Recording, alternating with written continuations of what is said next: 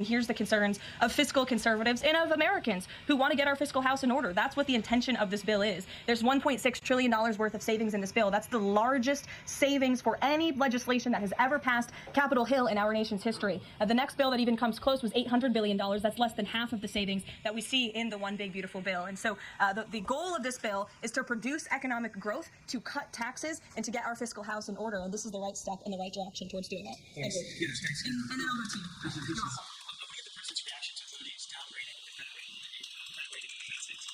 Sure. Well, look, the president talked about this over the weekend. The Secretary of Treasury also talked about it. When you look at the world has confidence in the United States of America and our economy once again. The president just last week secured trillions of dollars in investments from countries in the Middle East. We have seen trillions of dollars of investments flowing into our economy since the president took office. That is because America, or people around the world have confidence in the United States of America. And if you also just look at the raw economic data that we're seeing, last week when we were out of town, inflation dropped once again. Oil prices are dropping, gas prices are dropping. The president has added nearly 500,000 jobs to the American economy already. So there's a lot of optimism in this economy, and the president disagrees with that assessment. And I want to ask you one more thing, if I could. On your Middle East trip, the United Arab Emirates is getting some of the most advanced AI chips, and there's agreements there. The UAE is the newest member of BRICS. Is there a concern from the president that those chips and the technology will pass through to China, India, Russia, and Iran? Part of going to the Middle East was to ensure that the United States, that this part of the region, our Gulf partners, know that the United States of America is there for them again, and that they should be investing in the United States, not in China. And these AI agreements, particularly the one the Secretary of Commerce signed in the UAE, has security guarantees to ensure that China is not getting the advantage, but the United States is getting the advantage when it comes to AI, and that the UAE and the U.S. are working hand in hand together to invest in this space. So read the agreements, they're security guarantees, and this was a great trip for the country, no doubt. Go ahead. Thanks, Karoline. Prime Minister Netanyahu in Venezuela said today that Israel will take control of all of Gaza. Is that a goal that President Trump is comfortable with, or that he supports? I'll have to talk to the president about those comments as they just came, I believe, from the prime minister this morning, and I'll let him speak on that. The president has made it very clear he wants to see this conflict in the region end. He wants all hostages to be released. He was pleased that Eden Alexander was returned home safely to his loving family. The president spoke with Eden directly while we were traveling to the Middle East last week. As for the prime minister's comments, I'll let the president himself respond to those. Sure. Two questions. One, how involved does the president intend to be directly in talking to House members about the bill over the next couple of weeks, or the next week? Sure. Well, over the weekend, the president was in direct conversation and communication with the Speaker of the House. He's been very involved. He always is. He's willing to pick up the phone when he is asked to. So he'll continue to be very engaged in this process with both House members and his friends on the Senate side as well. And on former President Biden's cancer diagnosis, the president put out a very nice message on Truth Social. Has he talked to President Biden directly? Does he intend to call? What does he intend to say directly? Not to my knowledge. I don't believe they have spoken, but I'm sure the president would be open to doing that. I spoke to him last night about the former president's cancer diagnosis, and the statement that he put out was the initial reaction he had with me on the phone as well. Peter. Follow up on former President Biden. White House doctors may have missed the early stages of his prostate cancer. So is President Trump worried about the quality of care that presidents get here? Not as far as President Trump is concerned. The White House physician we have here is phenomenal, and the team of physicians that take care of the president, particularly at Walter Reed Medical Center, are great. The president had his physical recently, as you know. He had perfect results. He's in very good shape. I think those of you who traveled to the Middle East with us last week could attest to the president's endurance. And by the way, I will add, we returned home from a very long and tiring trip last week, and on Saturday, where was the president? In the Oval Office working all day. He doesn't stop, he doesn't quit, he's in great health, and he trusts his physicians. Two more things. At these peace talks last week. As President Trump phones him today to try to figure out an end to the Ukraine war, does he think that Putin is the good guy or the bad guy? I'll let the president speak on that conversation later. He's made his feelings about both sides of this war quite clear throughout it. He wants to see it end. And the last one, what does President Trump mean when he says that Taylor Swift is no longer hot? Look, he is speaking about Taylor Swift's political views and how perhaps it has impacted the support of the American public for her work, and I will leave it at that. Annie, go ahead. Thanks so much, Caroline. I'm just going back one more time to the White House Medical Office, because there seems to be some question about this with regard to President Biden's screening. Can you say whether or not President Trump is screened for prostate cancer as part of his physical? To the best of my understanding, he is, but we can certainly check in with the White House physician and go back and look at that physical report. And then just one other question. Recently, Stephen Miller at the White House made some comments about considering suspending habeas corpus.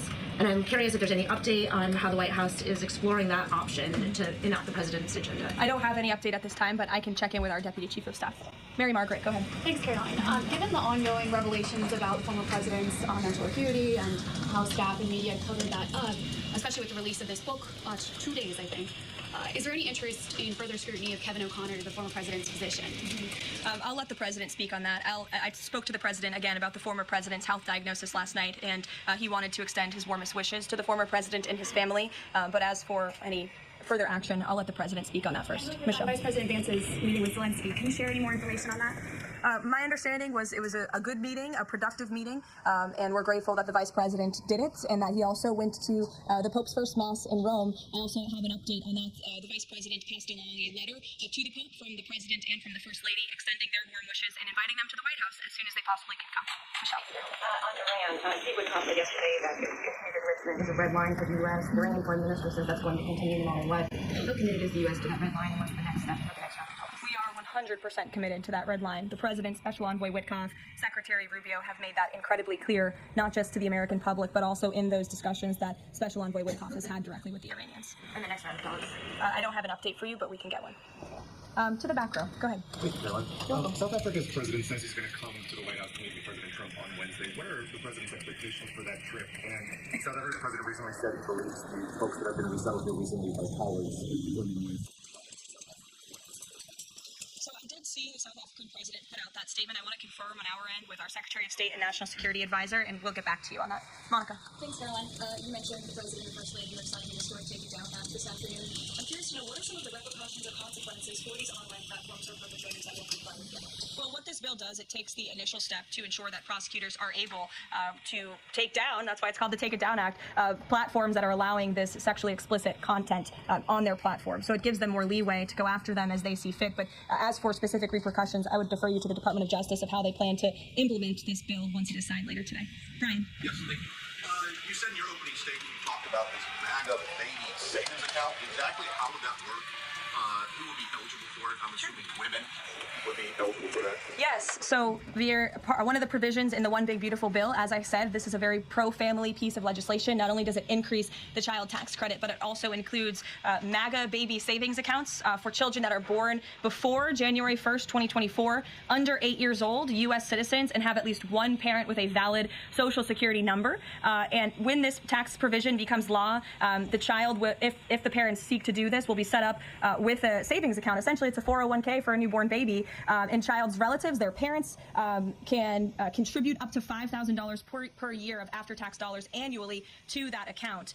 And then later in the baby's life, at age 25, savings account holders can withdraw up to the full balance of the account. Upon reaching 30, the account holders can access the full balance of the account for any purpose desired. So it's a great initiative for new parents, new mothers who want to set up the savings account for their children. Ouija.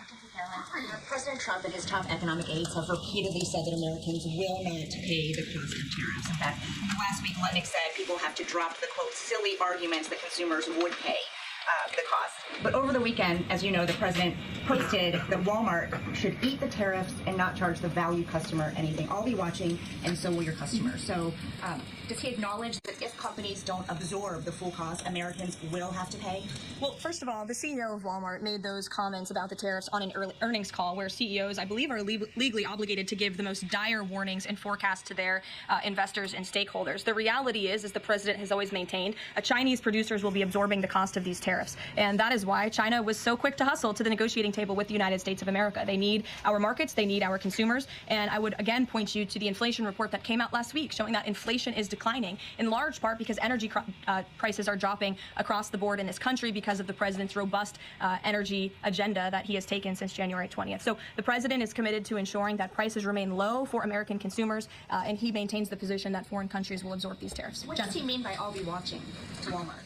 He'll be watching, seeing what they're doing. Jennifer. On the gift plane from Qatar, three things. Is there a timeline for the U.S. receiving that plane?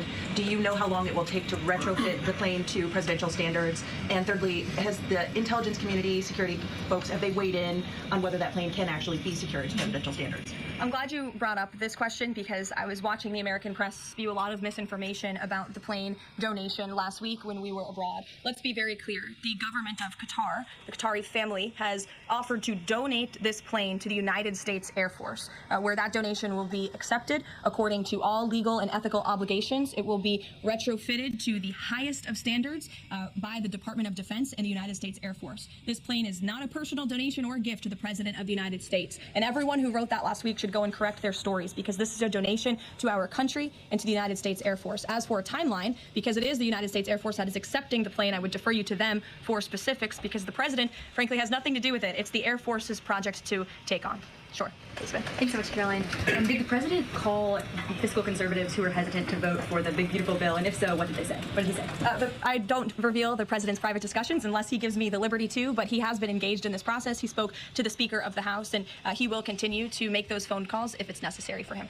Sure. Thank you, Caroline. I'll go to both of you. Go ahead. Thank you. Any updates on Greenland? Will the president be making any trips, and do we have any details you can share with us? I don't have any future foreign trips to read out for you. We just returned home from one. But the president maintains the reasoning for Greenland's strategic purposes in the Arctic, and he continues to remain committed to the idea of obtaining Greenland in whatever means we can to advance our national security interests in the region.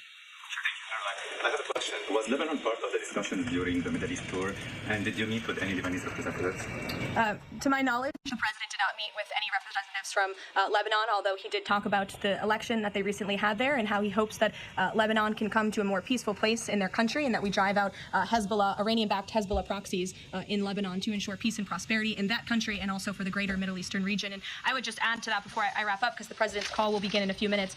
The president's historic tour to the Middle East last week truly reset our foreign policy agenda in that region. I think actually, in fact, the Washington Post had a headline: President Trump remakes U.S. foreign policy in the Middle East. And that's absolutely true. He took a courageous and bold step to lift sanctions on Syria. He strengthened our ties with our Gulf partners. And he put Iran into a very difficult position, because the United States of America is back. And I will summarize the president's trip with an anecdote that I heard directly from a member of one of the foreign delegations. I asked him how hopeful their country was when they learned President Trump won the election. And he told me when President Trump won the election, it was like the lights turned on in a dark room. For the past 4 years to the rest of the world, America was dark. We were unresponsive. We did not pick up the phone. We did not return calls. All of that has changed under the leadership of this president. And I think the world saw that last week with this historic and wildly successful trip. And the work continues. The president will be speaking to President Putin at 10 a.m. and we'll have a readout for you after that call. And we'll see you in the Rose Garden at 3 o'clock. Thanks, guys. Thanks, Caroline.